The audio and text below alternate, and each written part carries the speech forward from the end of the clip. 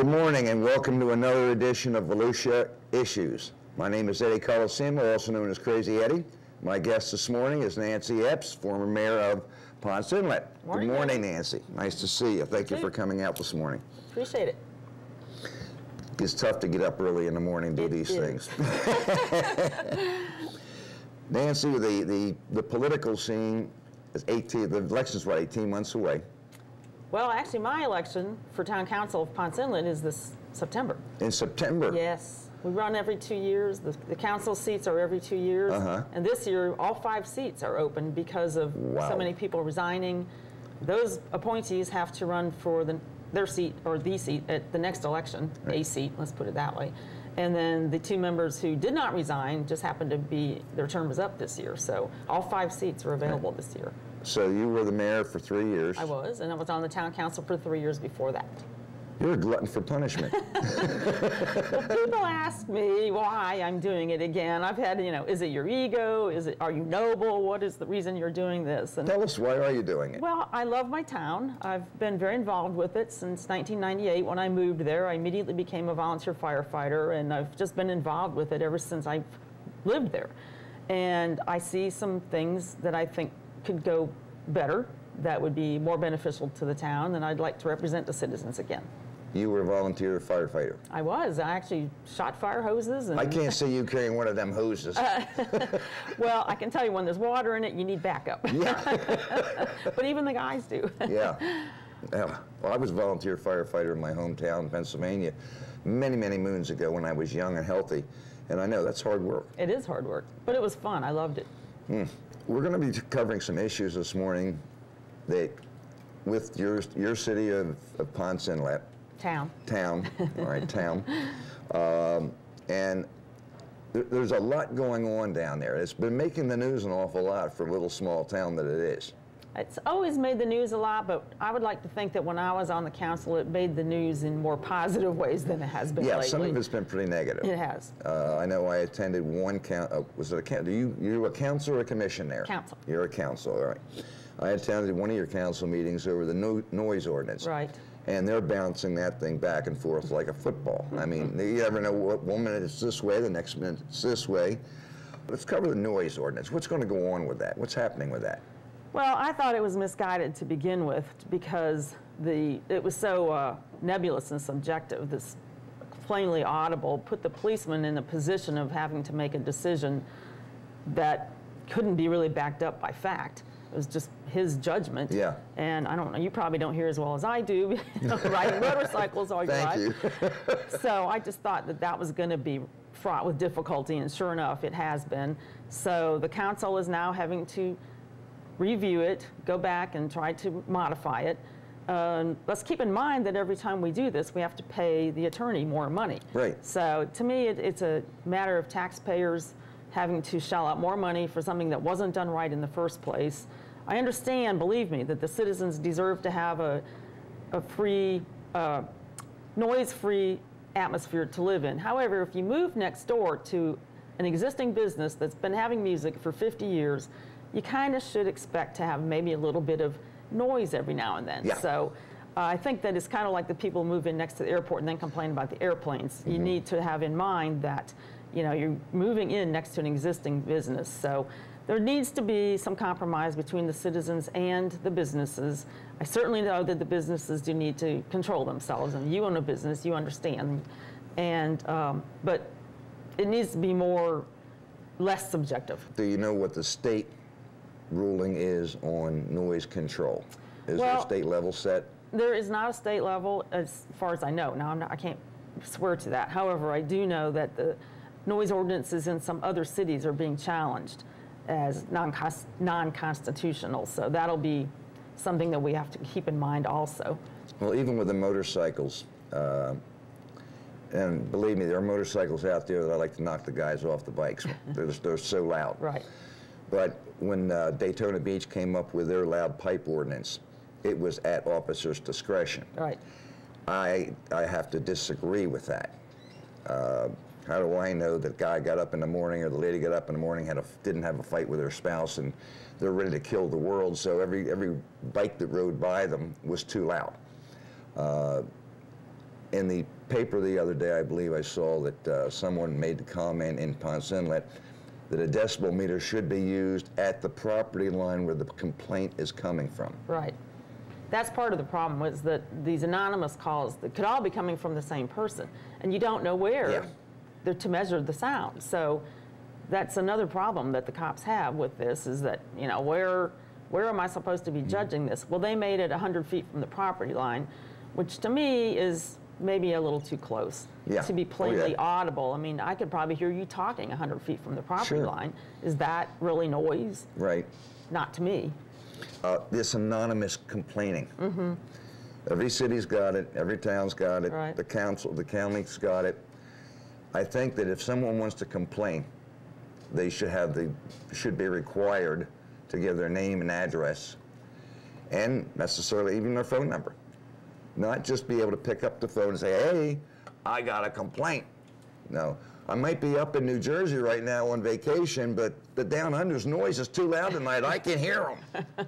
You know, that needs to stop. They need to make people accountable. If you want to complain, have the common sense or the decency to at least give them your name. Anonymous complaint, and I'm going to tell you, some of these code enforcement boards or code enforcement people use that anonymous complaint when they say, well, we're not proactive. We only go out on a call. Well, who called you? Well, it was an anonymous call. Right. It was no call at all. They use the anonymous as a way out. So I got a problem with that too. Well, I'm not aware that that's happening in Ponce Inlet, of course, but just the fact that if you want to make a complaint, you should have enough fortitude to give your name, in my opinion. I'm not sure that you can legislate that, but it does make it very difficult to figure out if it is in fact too loud from that property if you don't know where that property is. Right. Even if you gave a street, I'm on Old Carriage, I'm on, you know, Peninsula, and you'd have some area to go and investigate. Now you've got 4 businesses down there in Ponce Inlet that play music. That play music. Right. And I guess the last time it was pretty much that if you cut off their music, you were going to cut off their lifeline. Well, the timing was bad for Jerry's restaurant because Memorial Day was going to be occurring during the 30-day suspension of his amplified music license or permit. Yeah. And fortunately, the council did have the good sense to revise his sentence and allow him to have his music permit, or his amplified music permit for Memorial Day weekend. But that was potentially going to be a real big hit to him, you can imagine. If all you can have is an acoustic guitar and a singer without a microphone, you know, you're not going to get the same impact that Down the Hatch, Inlet Harbor, and North Turn have with the full band. Yeah. Let's go to one of your building issues down there, the Paparetta. Pacetta. The Pacetta, Pacetta property. What's going on with that? It is such a long story. I'll try to summarize it very briefly. Leader and Simone Johnson are the current owners of the property. They first bought, I believe, I may have this in the wrong order because I didn't really memorize it, but they first bought the restaurant Down the Hatch. Then I believe they bought the Sealo Marina and Boatyard. Then they bought the former Old Florida Club property, and then they bought the property to the south of it that had old cracker houses on it that had all been torn down, and so it was vacant land. So over the years, they acquired that whole stretch and named it Pacetta Preserve. And their intent was to keep the restaurant. The town strongly encouraged them to keep the working boat yard because, and I'll tell you about that, that's a separate issue. And then they wanted to develop, of course, the rest of the property with a combination of townhomes, possibly single-family homes, and maybe some mixed use with apartments on top or condos on top and storefront-type buildings on the bottom, uses. And because we had voted unanimously to support the manatee protection plan that the state promotes, and also the working waterfront that the state promotes and actually requires you to address in your comprehensive plan, I thought that it was appropriate to make some concessions to them to allow them to have a small dry boat storage building, not an open facility, but an enclosed building that would control the noise and allow that to be built close to the inlet where they are because that's part of the manatee protection plan. So the combination of the working waterfront and the manatee protection plan were combining to make me think that it was the right thing to do to allow them a small, and when I say small, I'm talking 10,000 square feet. Some of the current and past council were representing that it was 60,000 square feet. I actually have one of the campaign literature of one of the past council members that states that in writing. And if you look at the comprehensive plan that we passed, it clearly says 10,000, not 60,000. The developer did say in their dream world they would get 60,000, but we never approved that and never were going to approve that. So going down the road here, because they have not been able to do anything except put in a few marina slips, really, in all these years, because of building moratoriums, the comprehensive plan was not supported by the citizens. They voted a charter amendment in that prohibited any kind of dry boat storage there, and they've suffered so many losses economically that they filed suit to have the citizens petition revisited by the judge to determine whether or not it was legal. I knew when they filed it, it wasn't legal because the attorney told us so. The state only allows land use changes to be made by the governing body, the elected body, not the citizens. So the judge ruled against the petition. The town decided to appeal, which of course cost us more money. Mm-hmm. The appeal was upheld.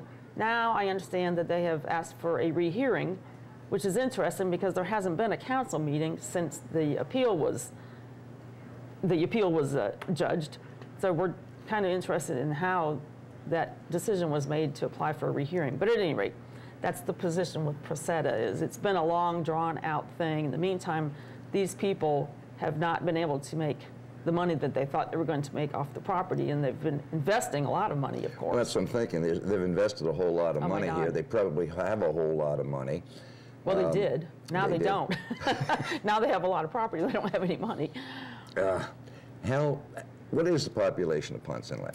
Well, it's full-time, it's about 3,500. But then, of course, we have, as Florida does, the seasonal visitors in the winter. It goes up to 6,000 to 6,500. I don't know how they can support a town financially with that small number of people.